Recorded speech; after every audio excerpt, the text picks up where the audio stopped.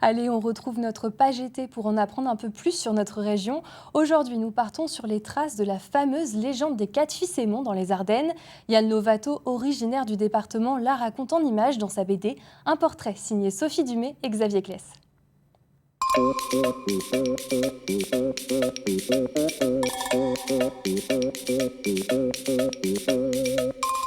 Oyez, oyez, gentes dames et damoiseaux, qui ignore la légende des 4 fils aimants ne connaît point cet épisode très court de la chanson de Roland, poème épique du Moyen-Âge.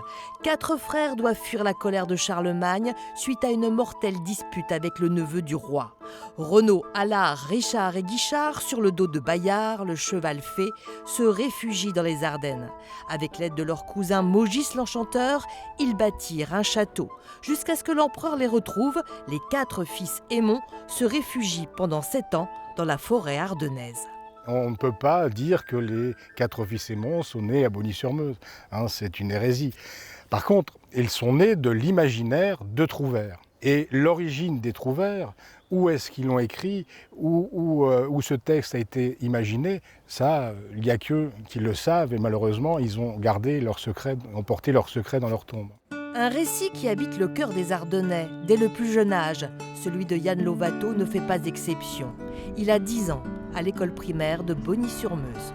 En 1982, il y avait un concours de dessin sur l'histoire des 4 fils aimants et j'ai remporté le premier prix qui était doté d'un liard, une pièce frappée à Château-Regnault en 1614 que m'a remis l'amiral Midou. Une légende qui connaît autant de versions que d'habitants dans les Ardennes. Yann Lovato, illustrateur et professeur de dessin, a décidé de faire de cette légende un roman graphique. Ça m'a pris des années d'études et de recherche sur le texte, savoir ce qu'était réellement cette chanson de geste, cette histoire des 4 fils aimants. Et puis tout ça, là j'ai découvert que c'était un texte ancien, un poème épique que j'ai dû réadapter en langage contemporain. Et c'est la première fois que le récit est édité en entier, en un seul album. Parmi 14 manuscrits anciens, c'est finalement un poème du XIIIe siècle qui est privilégié par l'auteur. À ses yeux, le manuscrit Lavalière est le plus complet, témoin précieux de la culture et des pratiques sociales durant le Moyen-Âge. J'ai vécu comme un moine pendant 4 ans, attaché à ma table à dessin et levé aux aurores et puis à mettre en couleur, à dessiner jusque parfois minuit passé, oui.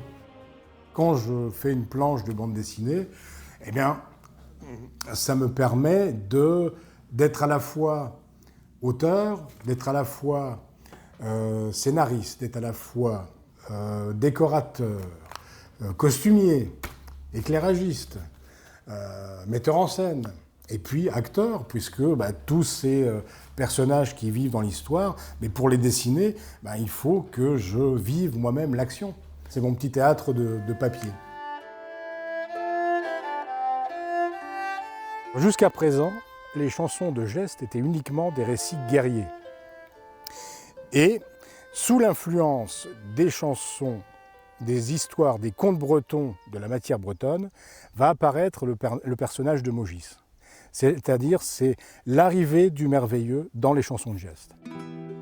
Le récit des 4 fils aimants dépasse de très loin le cadre local. Il est européen, de la Gironde aux Flandres, du Rhin à la Sicile en passant par la Wallonie. Mais ici, à Bogny-sur-Meuse, demeure toujours quelque chose de merveilleux. Pour l'atteindre, il faut encore faire un effort.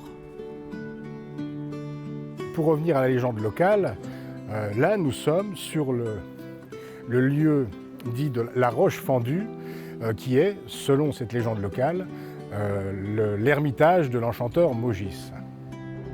Avec les traits du comédien Jean-Claude Rouault, l'enchanteur Maugis et son cheval Bayard seront les héros du second album de Yann Lovato.